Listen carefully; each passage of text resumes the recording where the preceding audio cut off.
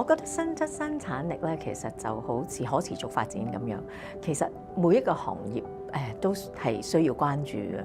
我哋要做到呢個成本效益啦，點樣可以幫個客戶去慳錢啦？即係譬如其中一個啦，就譬如點樣利用一啲新科技能夠節能減排。透過新質生產力咧，我哋希望我哋可以繼續成為企業嘅一個可持續發展嘅策略伙伴。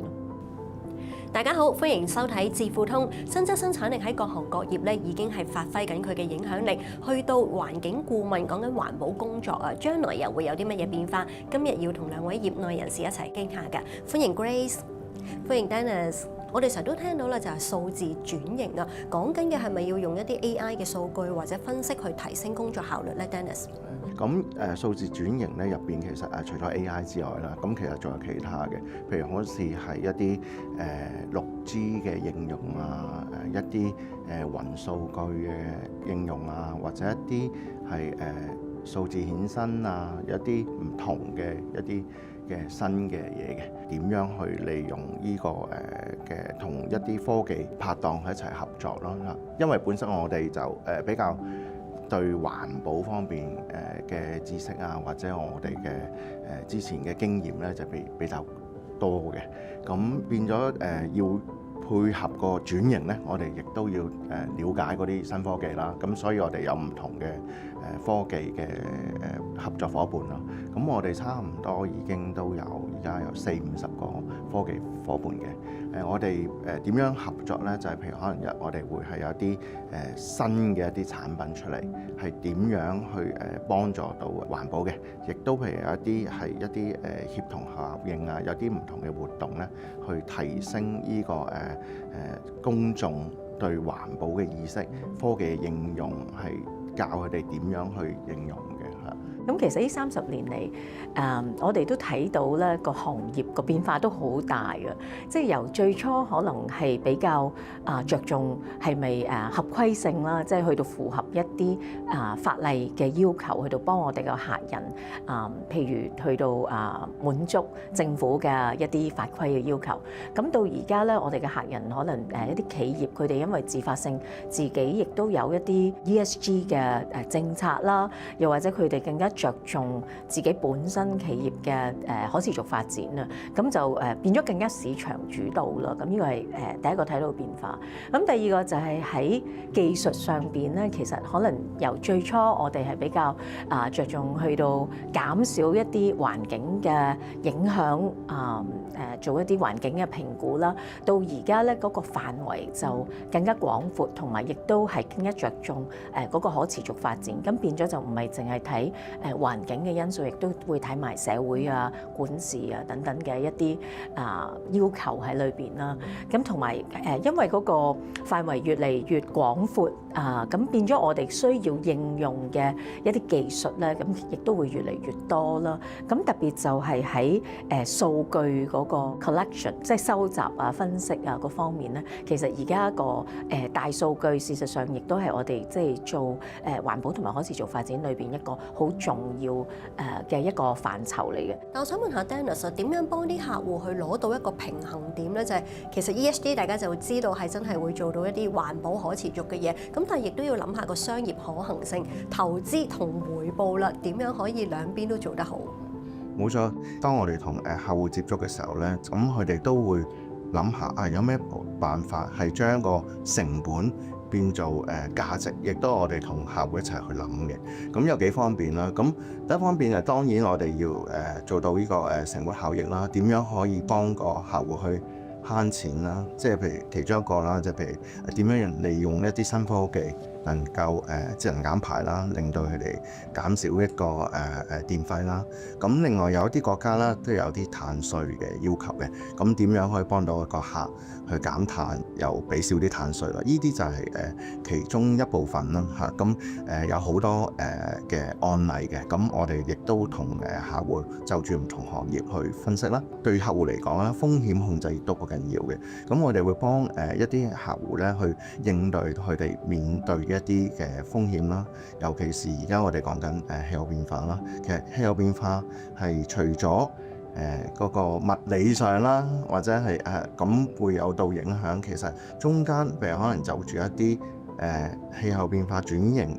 而嗰個政府啊，或者一啲法規上咧有啲改變啊，咁我哋會同客戶溝通啦，咁可以就幫助佢制定一個減少風險、減少呢個財務損失嘅情況啦。咁除咗風險之外，其實我哋亦都會同個客戶睇下，會唔會氣候變化都係有機遇嘅。咁有啲新興嘅行業啦，譬如銀行嚟講。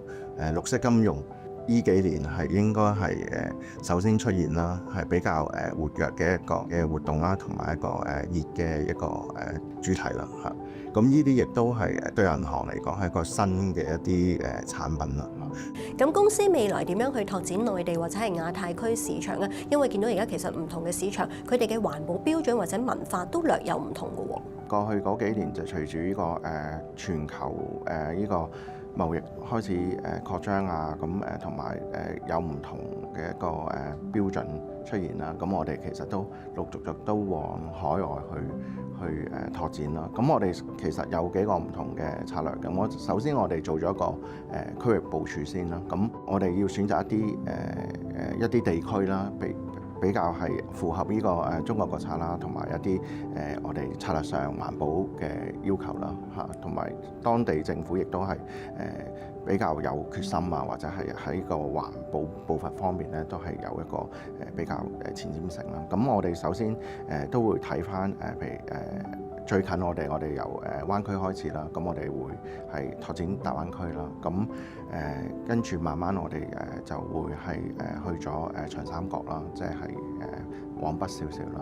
咁喺海外嘅國家入邊咧，咁我哋選擇一啲一帶一路沿線嘅國家啦，近啲啦，即係亞洲開始先啦嚇，咁比較熟悉啦。咁譬如我哋而家有馬來西亞啦、泰國啦、印尼啦、越南啦、新加坡呢5個點嘅其實嚇，咁遠多少少咧，其實我哋都就住譬如而家同中東嘅關係都開始越嚟越密切啦。咁我哋都喺杜拜咧，亦都成立咗我哋嘅公司嘅。咁我哋有一個區域嘅板塊去開始行動啦。咁與之同時咧，咁其實我哋都會揀一啲多元化嘅服務範圍啦。咁我哋之前就係比較着重一啲建築嘅行業啦。咁但係其實陸陸續續我哋而家我哋客戶群就唔係淨係一啲開發商啊嘅。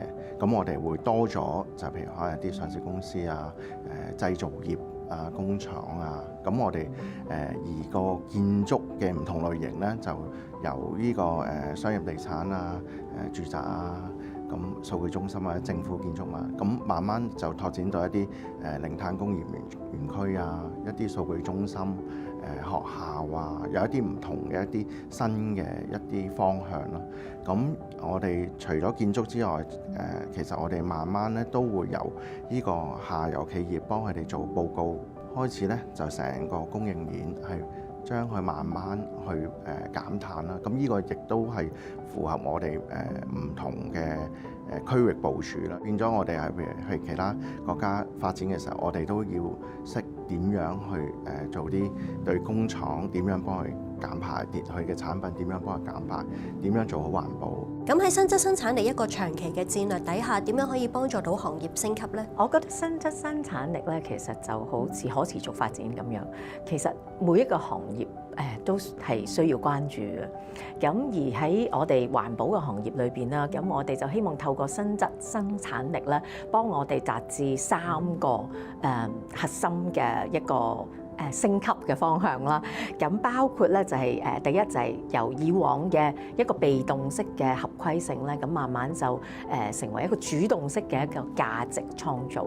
咁包括我哋係可以透過運用一啲大數據啊，咁同埋一啲科技咧，幫助我哋客人咧達至一啲國際性嘅基準啦，或者提升佢哋一個評級啦，發掘一啲碳資產啦，同埋綠色金融嘅機會嘅。